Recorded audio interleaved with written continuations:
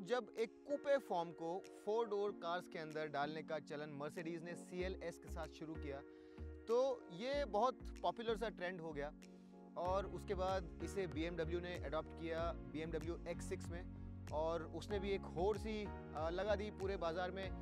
Mercedes ने भी GLE कूपे पेश किया और पोर्शे ने भी कायन कूपे पेश किया, तो भला ऑडी कैसे पीछे रह जाता। और उन्होंने ऑडी Q7 का जो प्लेटफॉर्म था उसे लेकर के ये बना डाला जो कि है ऑडी Q8, ऑडी का SUV कूपे। और ये जो गाड़ी है ये ऑडी की नई फ्लैगशिप SUV है, यानी कि उनकी सबसे बेहतरीन Q सीरीज SUV। अब यहाँ पर बहुत सारे बदलाव किए गए हैं और सबसे बड़ा चेंज जो आपको देखने को मिलेगा वो है ये नई ऑक्टागोनल ग्रिल। और यहाँ पर बहुत ही इम्पोजिंग ग्रिल आपको देखने को मिलेगी। इसका जो स्वरूप है, इसके बाहर ये अलग से एक पैनल आपको नजर आएगा जो कि यहाँ पर बॉडी कलर है, लेकिन अगर आप चाहें तो इसे कुछ और कलर्स में जैसे कि ग्रे या ब्लैक में भी ले सकते हैं और ये बहुत ही ज़्यादा इम्पोजिंग लगता है। ऑडी Q7 जिस कार के ऊपर ये आधारित है उस गाड़ी का व्हील बेस और इस गाड़ी का व्हील बेस सेम है, लेकिन यहाँ पर ओवरहैंग कम होने के कारण इसकी लेंथ जो है ये कम हो गई है। लेकिन अगर आप इसका फेस देखेंगे तो मेरे ख्याल से ऑडी Q7 से ज़्यादा ब्रॉनी, ज़्यादा मस्कुलर लगेगा। हेडलाइट्स भी यहाँ पर काफ़ी अलग हैं और उसके अलावा नीचे वाला जो पोर्शन है ये भी आपको काफ़ी अलग नज़र आएगा। ये जो इनलेट फीडर्स आपको नज़र आ रहे हैं, यहाँ से एयर जो है ये जाती है और रेडिएटर्स को ठंडा करती है। और साथ ही यहाँ पर आपको standard full HD LED lighting मिलती है जो कि इंटेलिजेंट है। साथ ही ये जो DRLs हैं ये ब्लिंकर्स का काम भी करते हैं और यहाँ पर आपको ये स्वाइप आउट एक्शन मिलता है। ऊपर और नीचे दोनों तरफ आपको LED प्रोजेक्टर सेटअप मिलता है। साथ ही यहाँ पर वॉशर मिलेंगे और ये एक क्रोम लाइनिंग मिलेगी इस बड़ी ग्रिल के चारों तरफ। और ये जो 6 वर्टिकल स्लैट्स है ये भी इसे कुछ हद तक डिफाइन करते हैं। काफ़ी इम्पोजिंग इसका स्वरूप है, काफ़ी इम्पोजिंग ये सामने से लगती है। और मेरे ख्याल से जितनी भी नई Q कार्स आएंगी उनका ये डेफिनेटिव नया फेस है। ये ऑडी की Q फैमिली का एक नया डेफिनेशन है और आने वाली जो Q कार्स हैं वो इसी तरह कुछ नज़र आएंगी।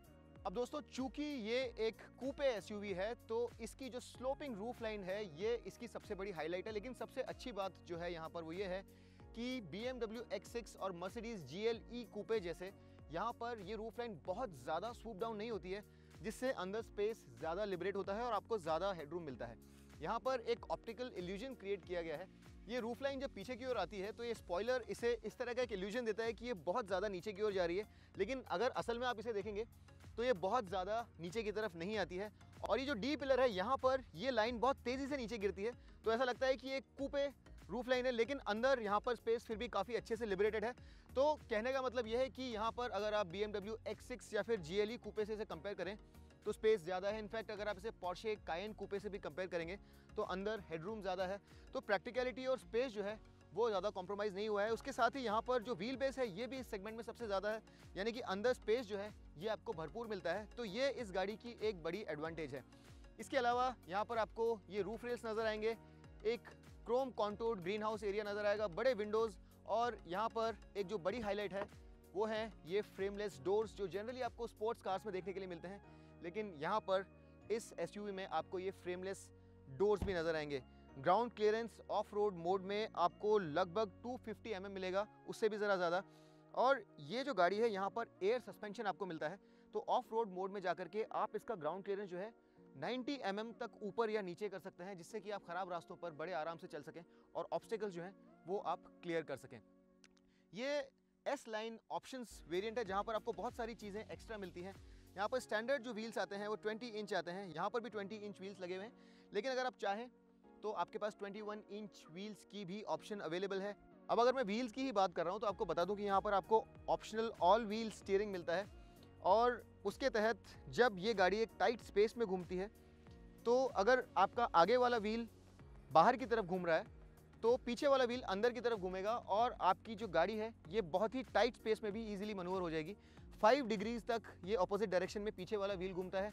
लेकिन जब आप हाई स्पीड पर चलते हैं तो ऑल व्हील स्टीयरिंग जो है ये सेम डायरेक्शन में घूमता है। तो अगर आपका आगे वाला व्हील लेफ्ट की तरफ मुड़ रहा है तो पीछे वाला व्हील भी हल्का सा लेफ्ट की तरफ अप टू 1.5 डिग्रीज तक बाहर की तरफ घूमेगा और उससे जो आपकी गाड़ी की स्टेबिलिटी है हाई स्पीड्स पर वो बेहतर हो जाती है। ये पेंटेड रेड कैलिपर जो आप देख रहे हैं ये भी ऑप्शनल है, ये स्टैंडर्ड फिटमेंट नहीं है। कुछ ज़रूरी चीज़ें मैं आपको इस डिज़ाइन के बारे में बताता हूँ। और ये जो बल्ज यहाँ पर आप देख रहे हैं इसे बॉक्स फ्लेयर भी कहते हैं। और ऑडी ने जब पहली बार क्वात्रो को अपनी रैली कार्स में यूज़ किया था और वो गाड़ी जब स्ट्रीट पर आई थी तो उस गाड़ी का नाम था उड क्वात्रो, और उस गाड़ी से ये जो बॉक्स फ्लेयर है ये इंस्पिरेशन लिए हुए है। तो ये एक ट्रिब्यूट है उस गाड़ी को। उसके अलावा ये जो डी पिलर भी आप देख रहे हैं ये भी कहीं कहीं उसी गाड़ी से प्रेरणा लिए हुए है। तो यहाँ साइड में आपको जो ये कुछ डिज़ाइन एलिमेंट्स नज़र आएंगे ये उड क्वात्रो से प्रेरणा लिए हुए हैं और ये देखने में बहुत अच्छी लगती है। यहाँ पर जो प्रोपोर्शंस हैं ये बहुत अच्छे हैं और एक स्टाइलिस्टिक एलिमेंट के साथ साथ जो प्रैक्टिकलिटी है वो भी यहाँ पर कॉम्प्रोमाइज़ नहीं करी गई है। ऊपर आपको ये शार्क फिन एंटेना नज़र आएगा और साथ ही एक बड़ी पैनोरामिक सनरूफ नज़र आएगी। और जो एक बड़ी प्रॉब्लम है दूसरे इस तरह के कूपे एसयूवीज़ के साथ वो यहाँ पर आपको नहीं मिलेगी। यहाँ पर आपको एक स्टाइलिश स्पोर्टी साइड प्रोफाइल मिलता है और साथ ही अंदर एक स्पेशियस केबिन भी मिलता है। अब आप अगर इस गाड़ी को पीछे से देखेंगे तो सबसे बड़ी स्टाइलिंग हाईलाइट है यहाँ पर इसकी एक टेल लाइट्स, जो कि आगे की ही तरह एक डिज़ाइन थीम लिए हुए हैं। और जैसा आपने आगे ब्लॉक्स देखे होंगे उसी तरह से कुछ ब्लॉक्स आपको यहाँ पर नज़र आएंगे। स्वाइप आउट एलईडी इंडिकेटर्स और उसके साथ ही एक जो बड़ा स्टाइलिस्टिक एलिमेंट है यहाँ पर वो है ये कनेक्टेड स्टॉप लैंप जो कि इल्यूमिनेटेड है। तो ये देखने में रात को बहुत ही खूबसूरत लगता है।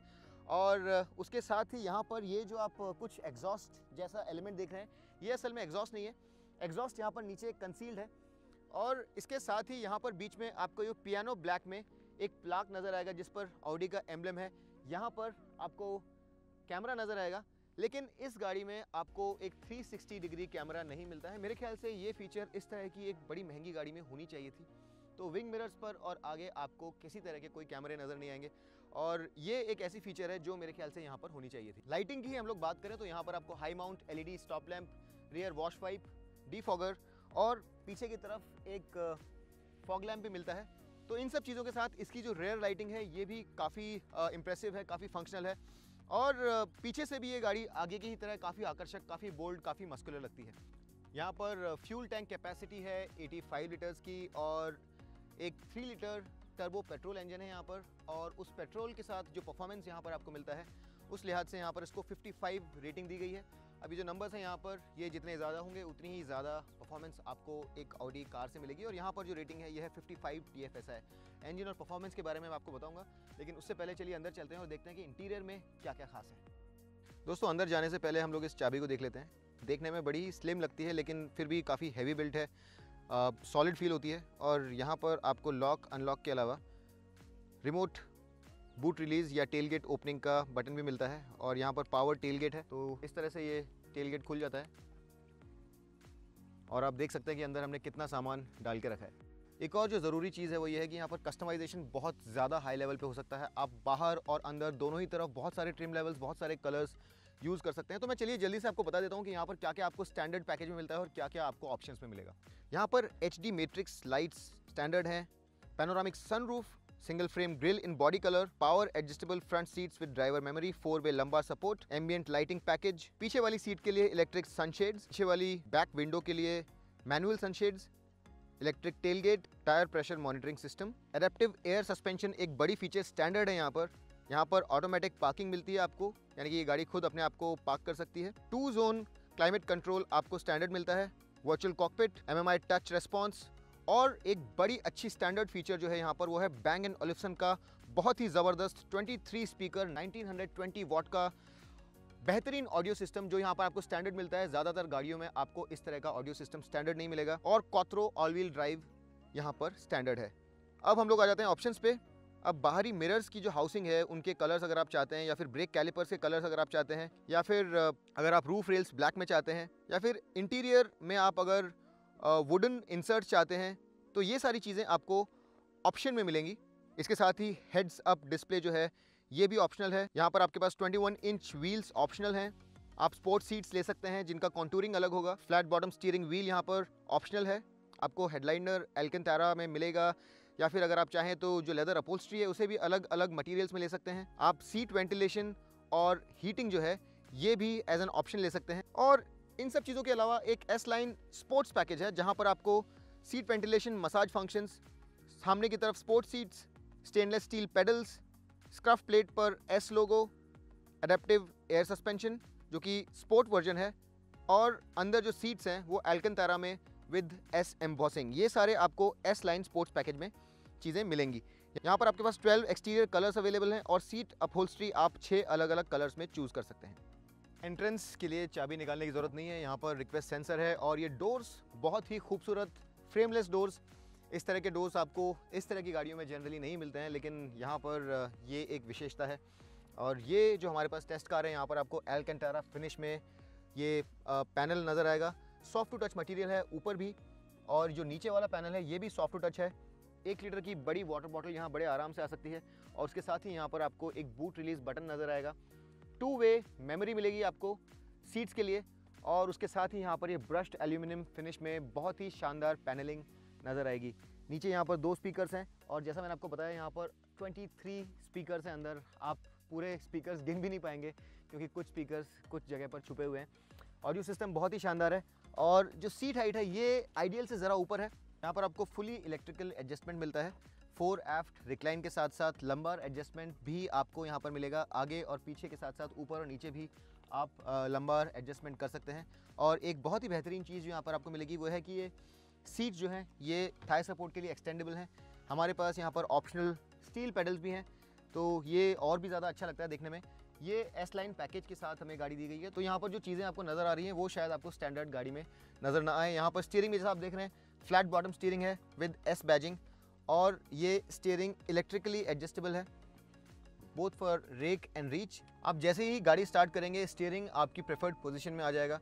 और इस तरफ अगर आप देखेंगे तो आपको रेयर फॉग लैंप्स के साथ साथ वेदर लाइट्स और हेडलाइट्स के लिए ये सिंगल बटन मिलेगा, और इसे आप इस तरह से टॉगल करके हेडलाइट के प्रेफरेंसेस चेंज कर सकते हैं। इसके साथ ही यहाँ पर ये एक छोटा ग्लव कंपार्टमेंट है जहाँ पर आप कुछ छोटे आर्टिकल्स जैसे कि आपका सेलफोन या फिर वॉलेट रख सकते हैं, और ये अंदर से काफ़ी स्मूथ वेलवेटी फिनिश लिए हुए हैं। अब अंदर अगर आप इस डैशबोर्ड को देखेंगे तो सबसे स्ट्राइकिंग चीज़ है यहाँ पर ये जो स्क्रीन्स है इनकी बहुतायत, और यहाँ पर 1 2 3 स्क्रीन्स आपको नज़र आएंगी। ये यहाँ पर आपको 10.1 इंच स्क्रीन नज़र आएगी, एक 8.6 इंच स्क्रीन नज़र आएगी, और वर्चुअल कॉकपिट के लिए आपको एक और 12.3 इंच स्क्रीन नज़र आएगी। ये वर्चुअल कॉकपिट जो है यहाँ पर ये लेटेस्ट जनरेशन वर्चुअल कॉकपिट है, और हमेशा की तरह बहुत ही ईजी है। यहाँ से आप इसका व्यू चेंज कर सकते हैं, आप चाहें तो नेविगेशन देख लें, और ये हमेशा की तरह बहुत ही ईजी टू यूज़, बहुत ही इंट्यूटिव है। यहाँ पर आपको हार्डली कोई बटन्स मिलेंगे। इस वॉल्यूम कंट्रोल और स्क्रीन ऑफ के अलावा यहाँ पर एक इंजन स्टार्ट स्टॉप स्विच है, और ये बटन दबा करके आप ड्राइवर असिस्ट फंक्शंस जो हैं उन्हें एंगेज या डिसएंगेज कर सकते हैं, और यहाँ से आप रियर व्यू कैमरा एंगेज कर सकते हैं। लेकिन बाकी सारे कंट्रोल जो हैं वो आपको इन टच स्क्रीन से ही कंट्रोल करने होंगे।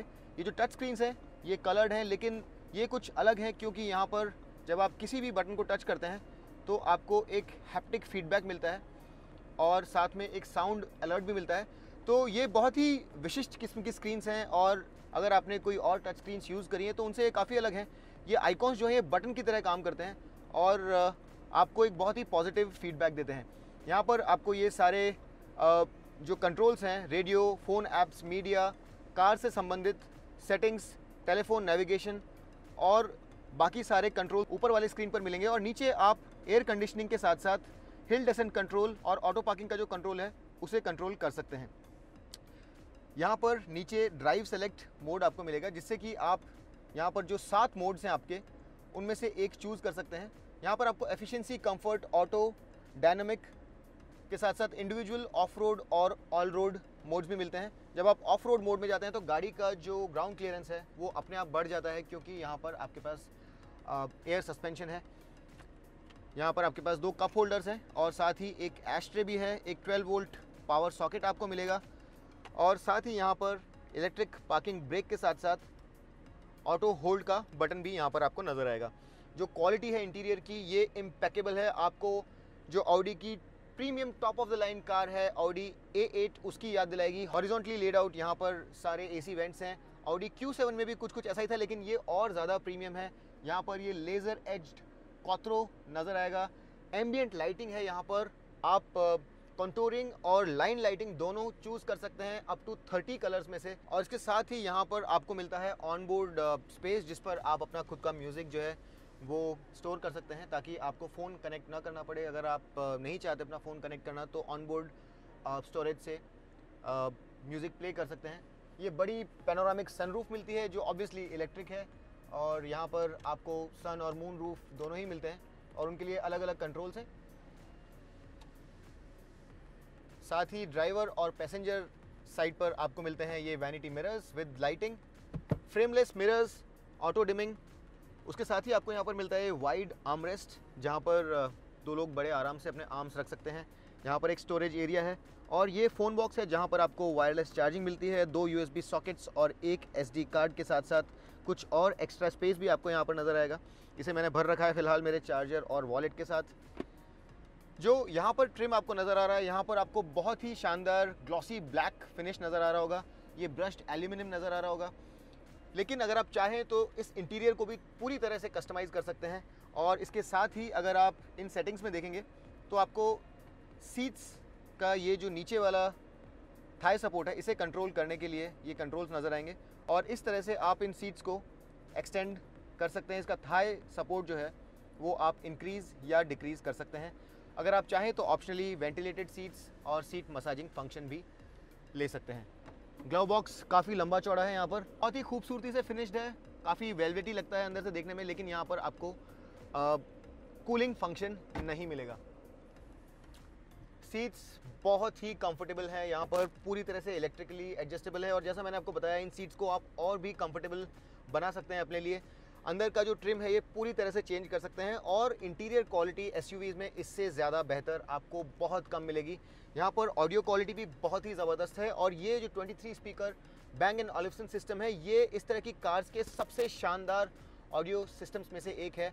बहुत ही डीप बेस है यहाँ पर, और ऑडियो में सेटिंग्स भी आपको बहुत सारी देखने को मिलेंगी। आप चाहें तो यहाँ पर फोकस जो है वो चेंज कर सकते हैं, 3D लेवल बढ़ा सकते हैं, बास ट्रेवल के साथ साथ बेस ट्रेवल के साथ साथ अलग अलग जो सेटिंग्स हैं वो यहाँ पर आपको देखने के लिए मिलेंगी। ओवरऑल ये जो एक्सपीरियंस है यहाँ पर, ये एक अलहदा, बड़ा ही उम्दा, बड़ा ही विभिन्न किस्म का एक्सपीरियंस आपको मिलेगा। और Q7 से 1 या 2 नॉच ऊपर यहाँ पर आपको एक रिचनेस का फील आएगा। और इसके साथ ही यहाँ पर सेफ्टी के लिए अप टू 8 एयरबैग्स मिलेंगे। ये एक ऑडी है, तो आपको सेफ्टी के बारे में किसी भी तरह की टेंशन लेने की ज़रूरत नहीं है। बहुत ही बेहतरीन तरीके से ये इंसुलेटेड है, बाहर की किसी भी तरह की कोई नॉइज़ नहीं आती है, एकदम कामली ये गाड़ी चलती है। सस्पेंशन भी बहुत ही ज़बरदस्त है। लेकिन जो इस तरह की गाड़ियों में प्रॉब्लम होता है वो जनरली पीछे होता है, जहाँ पर हेडरूम ज़्यादा अच्छा नहीं होता है। तो चलिए चल के देखते हैं कि वहाँ पर क्या पीछे वाले पैसेंजर्स के लिए सफिशिएंट स्पेस है या नहीं। अब देखिए आगे की तरह पीछे वाले डोर जो हैं ये भी फ्रेमलेस हैं, और बहुत ही खूबसूरत लगते हैं जब ये खुल जाते हैं। तो यहाँ पर पीछे भी हमारी टेस्ट कार कैंटारा ट्रिम है, सॉफ्ट टू टच मटेरियल्स ऊपर और नीचे दोनों ही तरफ।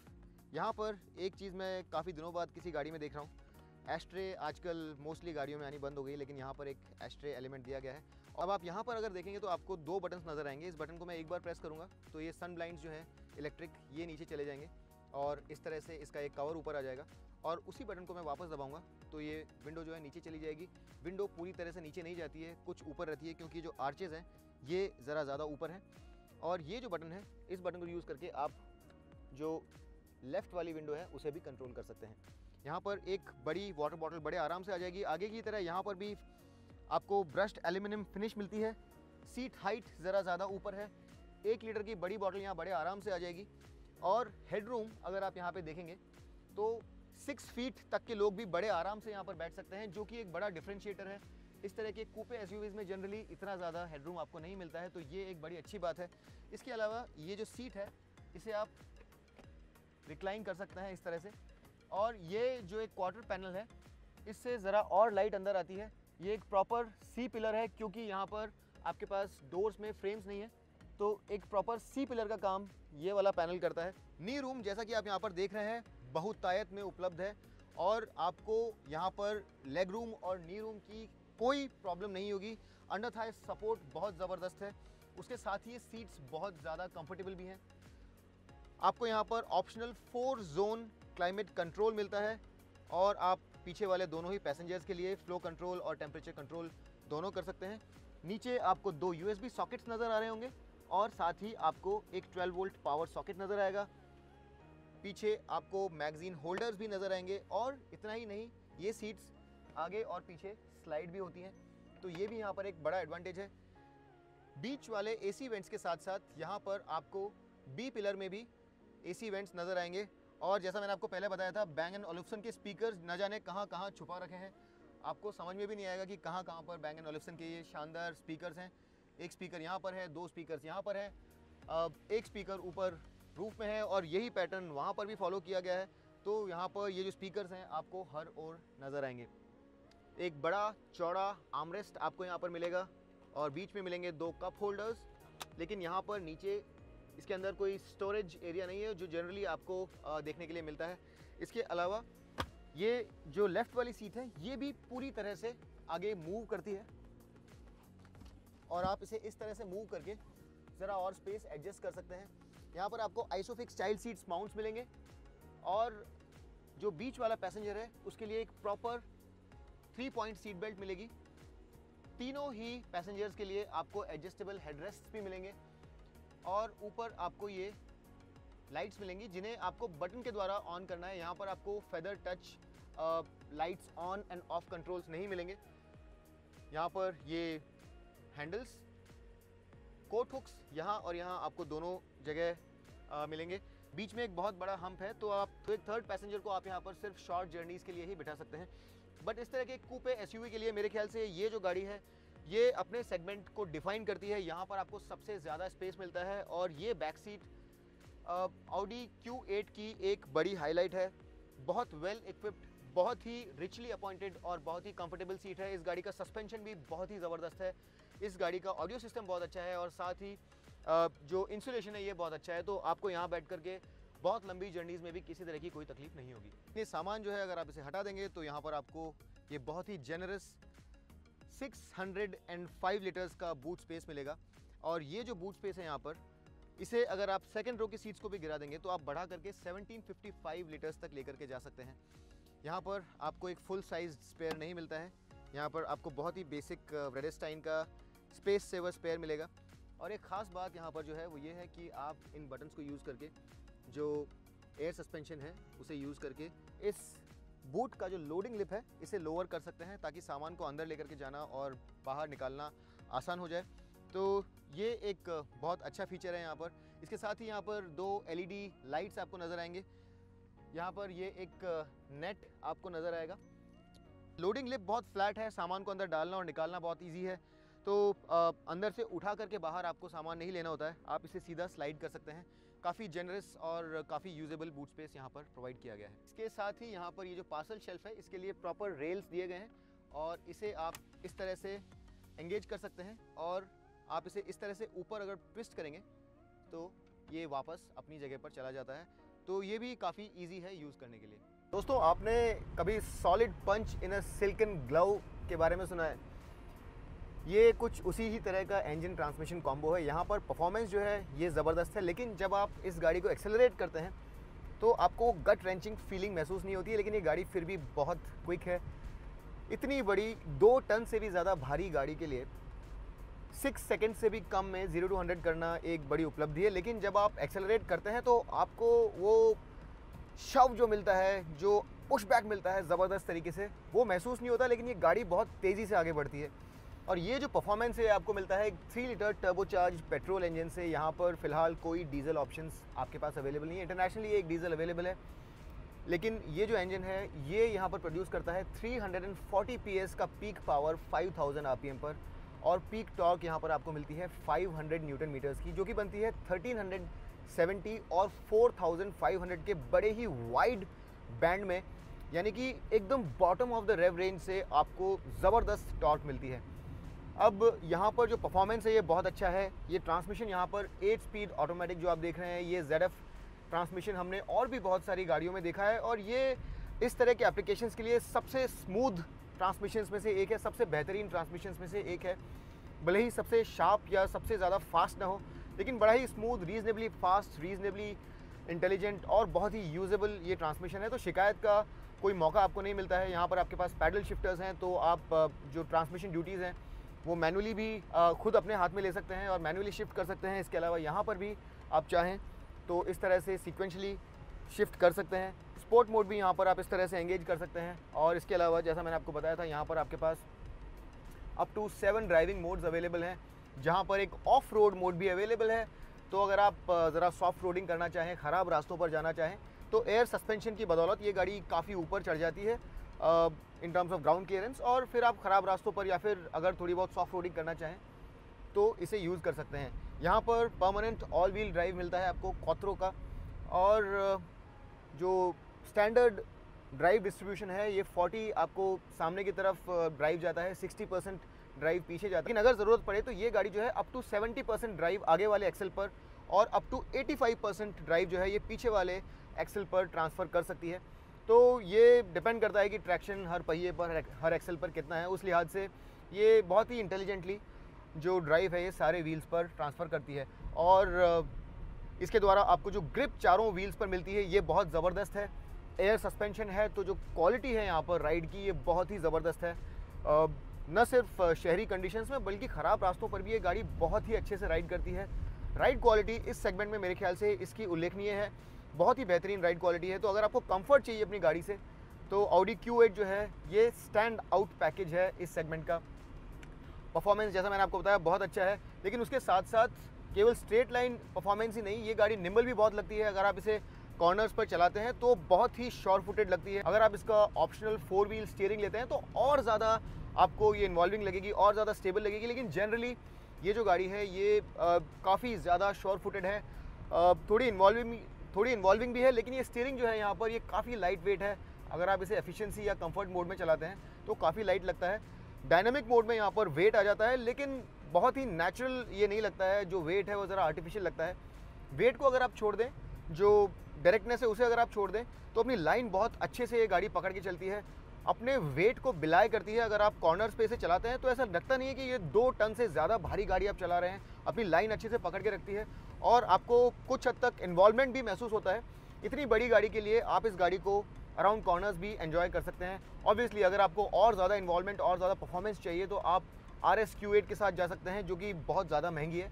लेकिन ये गाड़ी भी अपने साइज़ के हिसाब से काफ़ी इन्वॉल्विंग है।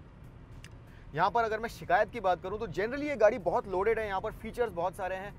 लेकिन अगर इस तरह की महंगी गाड़ी में लेवल 1 ऑटोनोमस ड्राइविंग भी होती, मिसाल के तौर पे अगर यहाँ पर एडेप्टिव क्रूज़ कंट्रोल होता तो मेरे ख्याल से ज़्यादा अच्छा होता, लेन कीप असिस्ट होता तो ज़्यादा अच्छा होता। ये सब चीज़ें मेरे ख्याल से इतनी महंगी गाड़ी में होनी चाहिए। ये गाड़ी हाईवे के लिए ज़बरदस्त है, सिटी के लिए बहुत अच्छी है। अगर आप फ्यूल एफिशिएंसी की बात करें तो ऑफिशियल ARA नंबर 10 kmpl से ज़रा ज़्यादा है। और अगर आप स्टॉप स्टार्ट ट्रैफिक में डायनामिक मोड में अगर चला रहे हैं या फिर कंफर्ट मोड में भी चला रहे हैं तो ये एफिशिएंसी ड्रॉप होकर के 5-6 kmpl तक जा सकती है स्टॉप स्टार्ट कंडीशंस में। लेकिन जैसा मैंने पहले भी कहा है कि ऑडी का जो एफिशिएंसी मोड है वाकई में काम करता है। और अगर आप हाईवे पर इस गाड़ी को एफिशिएंसी मोड में चलाते हैं तो ये अपनी ARA नंबर को भी सरपास कर जाती है। अप टू 10.5-10.8 kmpl तक की फ्यूल एफिशिएंसी आपको यहाँ पर नज़र आएगी। यहाँ पर एक और चीज़ मैं आपको बता दूँ कि यहाँ पर आपको एक 48 वोल्ट का माइल्ड हाइब्रिड सिस्टम मिलता है, जिसके अंतर्गत एक लिथियम आयन बैटरी जो है लगातार चार्ज होती रहती है और ये 22 km/h की स्पीड से ज़्यादा एंगेज होने में सक्षम है। और जब ये प्रॉपर्ली चार्ज हो जाती है और सफिशिएंट चार्ज अवेलेबल रहता है तो ये इंजन को कम्प्लीटली डिसएंगेज करके कुछ वक्त तक केवल इलेक्ट्रिक पावर पर इस गाड़ी को आगे बढ़ाती है और 100 किलोमीटर के अंतराल पर अप टू 0.7 यानी कि 700 ml तक का फ्यूल आपको बचा करके दे सकती है। ये जो गाड़ी है ये 55 to 160 km/h की स्पीड तक अप टू 40 सेकेंड्स तक सिर्फ इलेक्ट्रिक पावर पर कोस्ट कर सकती है, यानी कि इंजन को बंद करके केवल इलेक्ट्रिक पावर पर चल सकती है। तो ये इस गाड़ी का एक और स्पेशल फीचर है। इन सब चीज़ों के अलावा जो मुझे यहाँ पर बहुत पसंद है वो है इसका प्रैक्टिकलिटी एस्पेक्ट। यहाँ पर फीचर्स लोडेड हैं और ओवरऑल अगर आप एक स्टेटस सिंबल के लिहाज से इस गाड़ी को देखें तो इसका रोड प्रेजेंस बहुत अच्छा है। देखने में ये गाड़ी बहुत अच्छी लगती है, अंदर से बहुत कंफर्टेबल लगती है। और इस तरह की गाड़ी जो लोग ख़रीदते हैं उन लोगों के लिए जो चीज़ें मैटर करती है वो यहाँ पर डेफिनेटली हैं। राइड क्वालिटी के मामले में ये डेफिनेटली BMW X6 से अच्छी है। पावर यहाँ पर उतनी ही है, लेकिन यहाँ पर टॉर्क वहाँ से 50 न्यूटन-मीटर ज़्यादा है। In fact land rover range rover sport से भी यहाँ पर आपको ज़्यादा पावर और टॉर्क मिलता है। अगर आप एक डुअल कार ढूंढ रहे हैं जहाँ पर आपको ऑफ रोडिंग कैपेबिलिटी भी चाहिए तो शायद रेंज रोवर स्पोर्ट इससे ज़्यादा बेहतर है। लेकिन for a primarily road going car जो कभी कभार थोड़ी सॉफ्ट रोडिंग भी करे, ये गाड़ी ज़्यादा लोडेड है। तो ओवरऑल मेरे को ये गाड़ी बहुत ज़्यादा पसंद आई। फॉर प्राइमरीली रोड यूज़ बहुत कंफर्टेबल है, बहुत प्रैक्टिकल है और पीछे यहाँ पर बहुत सारा स्पेस है। ये सारी चीज़ें इसे इंडियन कंडीशंस के लिए भी काफ़ी यूज़फुल बना देती हैं और इसीलिए मुझे लगता है कि ये जो गाड़ी है ये इस सेगमेंट में जो कस्टमर्स हैं उन्हें काफ़ी स्ट्रांगली पुल करेगी। तो दोस्तों इसमें कोई शक नहीं है कि ऑडी Q8 जो है ये एक बहुत बड़ी गाड़ी है, देखने में बहुत अच्छी लगती है। और इस तरह के कूपे एसयूवीज़ की अगर आप बात करें तो उनमें अंदर से सबसे ज़्यादा स्पेशियस है, बहुत ज़्यादा फीचर लोडेड है, चलने में बहुत अच्छी है, बहुत कंफर्टेबल है, बहुत प्रैक्टिकल है और ख़ास तौर पर इंडियन कंडीशंस के हिसाब से ये बहुत ज़्यादा यूजेबल भी है। यहाँ पर आपको एक बेस वेरिएंट मिलता है सेलिब्रेशन एडिशन जो कि 1 करोड़ रुपीज़ का है, लेकिन अगर आप एक प्रॉपर लोडेड कार के साथ जाएंगे तो आपको 1.34 करोड़ रुपीज़ एक्स शोरूम की कीमत देनी होती है, जो इस तरह की गाड़ियों में सबसे ज़्यादा है। इस बात में कोई शक नहीं है कि यहाँ पर आपको फीचर्स, स्पेस और एक जो प्रेजेंस है वो भी दूसरी गाड़ियों से ज़्यादा मिलता है। लेकिन ये गाड़ी आप अगर देखने जाएँ तो पोर्शे कायन कूपे जो है, नॉट द टर्बो बट अगर आप कायन कूपे से कंपेयर करेंगे तो लगभग उतनी ही प्राइस तक आपको मिलेगी। और अगर उसके ऊपर कुछ कस्टमाइजेशन अगर आप करना चाहते हैं तो उसके लिए आपको अलग से पैसे देने होंगे। लेकिन इस तरह की गाड़ियों में सबसे ज़्यादा नई और सबसे ज़्यादा फैशनेबल, सबसे ज़्यादा बेहतरीन इंटीरियर होने के कारण ये गाड़ी मेरे ख्याल से जो सेलिब्रिटीज़ हैं उन्हें काफ़ी रास आएगी और वहाँ पर काफ़ी ज़्यादा बिकेगी भी। तो मेरी उम्मीद है कि ये गाड़ी काफ़ी अच्छा करेगी और एक हाई प्राइस टैग के बावजूद एक सेंस ऑफ एक्सक्लूसिविटी यहाँ पर डेफिनेटली है, जो मेरे ख्याल से इस गाड़ी के सेल्स को प्रोपेल करेगा। उम्मीद करता हूँ कि इस वीडियो के द्वारा आपके ऑडी Q8 से संबंधित सारे सवालों के जवाब मैं दे पाया, लेकिन अगर फिर भी आपके कोई सवाल हैं तो आप ज़रूर हमसे पूछिए। अगर आपको ये वीडियो पसंद आया तो आप इसे लाइक कीजिए, सब्सक्राइब कीजिए मोटरेट्स को। और अगली बार तक के लिए मैं आपका दोस्त अमित आपसे विदा लेता हूँ। तब तक के लिए drive hard, drive free and drive safe.